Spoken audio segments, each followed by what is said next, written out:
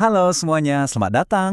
Langsung aja ya, ini adalah materi perkuliahan mitigasi bencana dan adaptasi perubahan iklim dari program studi Perencanaan Wilayah dan Kota Universitas Islam Bandung dengan materi mitigasi dan adaptasi bencana berbasis kearifan lokal. Di sesi bedah materi kali ini, kita bakal ngebuktiin bareng-bareng kalau strategi bertahan hidup leluhur kita itu ternyata adalah sains tingkat tinggi. Sebagai landasan, materi dari Unisba ini menyajikan pendekatan yang super unik. Kita nggak cuma ngelihat bencana pakai kacamata sains struktural modern aja loh, tapi kita bakal memadukannya secara mendalam dengan kearifan lokal yang udah teruji banget oleh waktu selama berabad-abad. Oke, mari kita selami lebih dalam. Peta jalan kita hari ini cukup simpel kok. Kita bakal bahas konsep bencana, terus sistem peringatan dini, masuk ke mitigasi struktural, lanjut ke tata ruang adat, dan terakhir kita rangkum semuanya. Yuk, mulai! Bagian pertama nih, bagian 1. Konsep bencana dan manajemen bencana. Sebelum kita sibuk nyari solusi, mending kita samain frekuensi dulu tentang apa sih sebenarnya bencana itu? Kalian sadar nggak sih kalau ada pergeseran paradigma yang penting banget dalam manajemen risiko? Dulu tuh, kita sering banget mandang bencana sekedar sebagai takdir alam yang nggak bisa dihindari. Padahal, sains modern dan kearifan leluhur kita sepakat banget, fenomena kayak hujan lebat atau gempa bumi itu cuma kejadian alam biasa. Dia baru berubah jadi bencana pas tata ruang kita gagal atau pas keseimbangan ekologis dirusak oleh campur tangan manusia. Nah, disinilah kearifan lokal masuk sebagai pahlawannya. Penting buat dicatat ya, ini tuh bukan sekedar mitos atau cerita rakyat masa lalu. Kearifan lokal itu sebenarnya adalah pemahaman kolektif dan strategi adaptif. Ibaratnya, ini tuh respons saintifik dari masyarakat tradisional terhadap lingkungan ekstrim tempat mereka tinggal, yang udah dipraktikkan turun-temurun. Masuk ke bagian kedua, kearifan lokal sebagai sistem peringatan dini.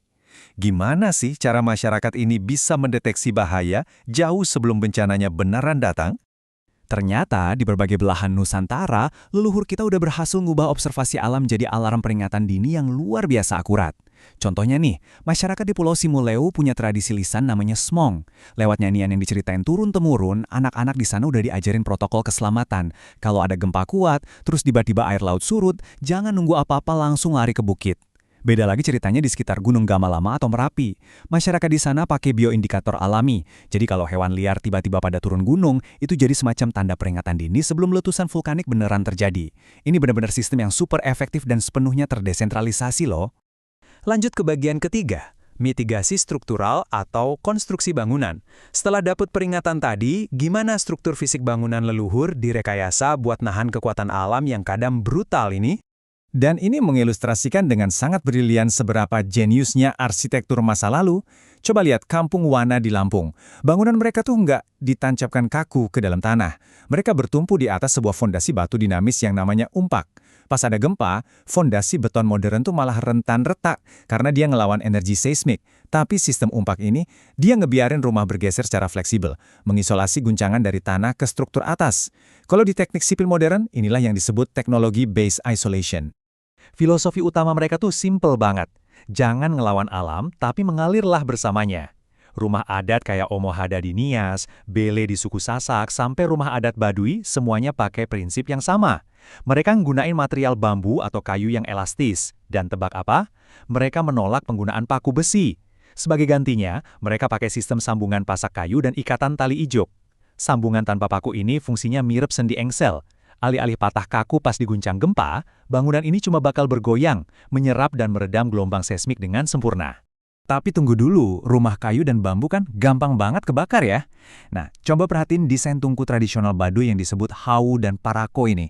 Karena lantainya terbuat dari bilah bambu yang sangat mudah terbakar, mereka ngisolasi api dengan alas kotak kayu tebal yang isinya full tanah dan abu. Tanah ini nahan hantaran panas, jadi apinya nggak bakal merambat ke lantai bambu di sekitarnya. Ini adalah strategi mitigasi kebakaran struktural yang sangat cerdas.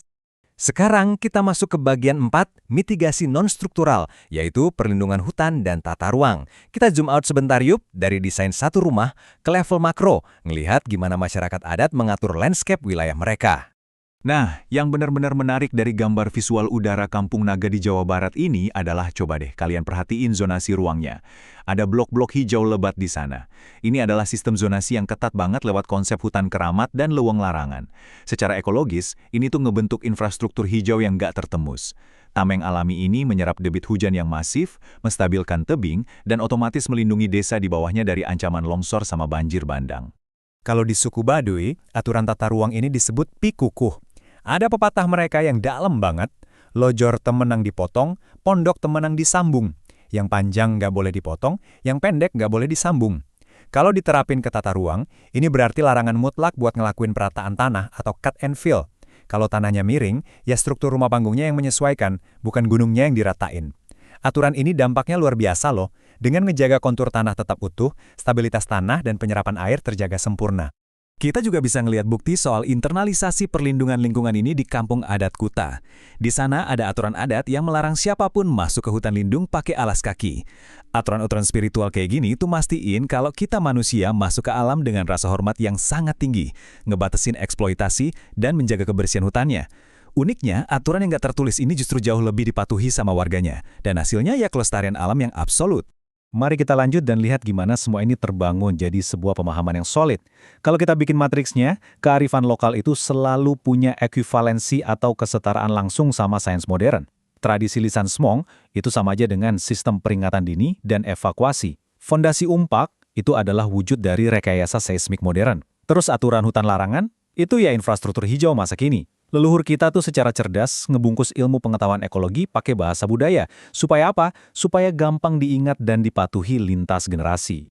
Akhirnya kita sampai di bagian 5, rangkuman mitigasi berbasis kearifan lokal. Yuk kita tarik benang merah dari seluruh temuan di sesi ini. Kalau kita harus menyarikan konsep mitigasi berbasis kearifan lokal ini jadi panduan yang simpel, intinya ada di 3 langkah ini. Pertama, observasi alam. Gunain tanda-tanda dari alam sebagai peringatan dini kalian. Kedua, dalam konstruksi, prioritaskan bangunan dengan struktur yang dinamis, fleksibel, dan terisolasi. Ketiga, di tingkat kawasan, terapkan zonasi spasial yang ketat. Inti dari semuanya adalah resiliensi atau ketangguhan kita tuh muncul dari cara kita beradaptasi, bukan dari cara kita nyoba ngelawan alam.